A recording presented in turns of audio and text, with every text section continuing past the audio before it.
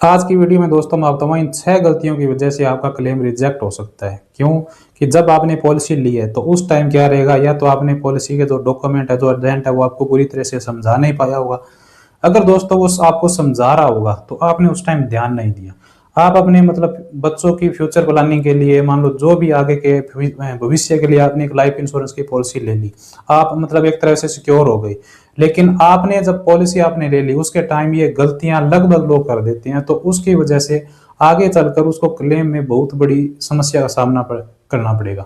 तो मैं ये 6 पॉइंट आपको आज बताऊंगा कि, और ये जो 6 पॉइंट है ना, इनको समझने पड़ेगा। ये पॉइंट एक दूसरे से जुड़े हुए हैं।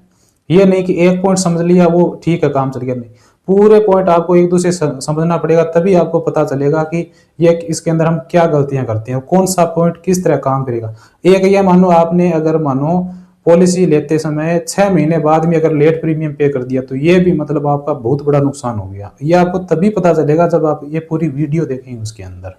ठीक है दोस्तों, पहले तो नॉर्मल होगी, आपको पॉलिसी लेते समय गलत जानकारी नहीं है देनी है। पहली जो आपकी उम्र है, आपकी इनकम है, आप हेल्थ है, आपके अंदर कौन सी हेल्थ को लेकर आदत है, जैसे स्मोकिंग हो गई, ड्रिंकिंग है हो गई, शराब पी, ये आपको पॉलिसी के अंदर पूरी डिटेल जानकारी देनी है। ठीक है, इसके बाद आता है दोस्तों एक मेडिकल हिस्ट्री।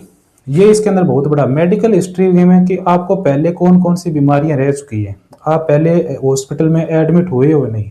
जैसे कई बार की दिक्कतें होती है कि आपको पहले से कैंसर है कि या नहीं है, या जो पॉलिसी ले रहा है उस व्यक्ति की कोई हार्ट डिजीज है नहीं, किडनी की कोई दिक्कत है या नहीं है, इस तरह की दिक्कत, या उससे पहले उसको किसी टाइप का ऑपरेशन वगैरह हुआ है या नहीं हुआ है। तो ये आपको पूरी पूरी अपनी पॉलिसी जब ले रहे हो तो कंपनी को आपको पूरी पूरी डिटेल आपको बतानी है। तो उस डिटेल बताने के बाद में क्या होगा कि कंपनी आपका क्या है कि मेडिकल टेस्ट करवाएगी।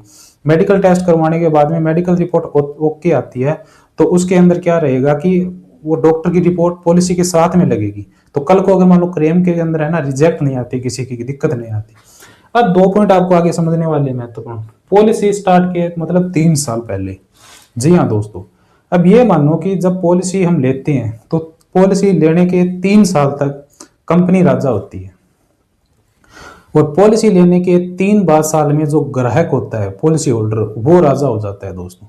ये पॉइंट मैं समझाता हूं कैसे।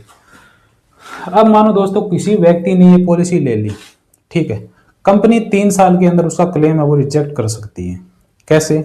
कि मानो ऐसी कोई बीमारी थी जो कोई मानो कि उस व्यक्ति ने नहीं बताई उस टाइम, ठीक है, या ऐसी कोई दिक्कत थी, हेल्थ से रिलेटेड बीमारी थी, या जो भी इशू था, वो उस टाइम कंपनी को उसने नहीं बताया, पॉलिसी इशू हो गई।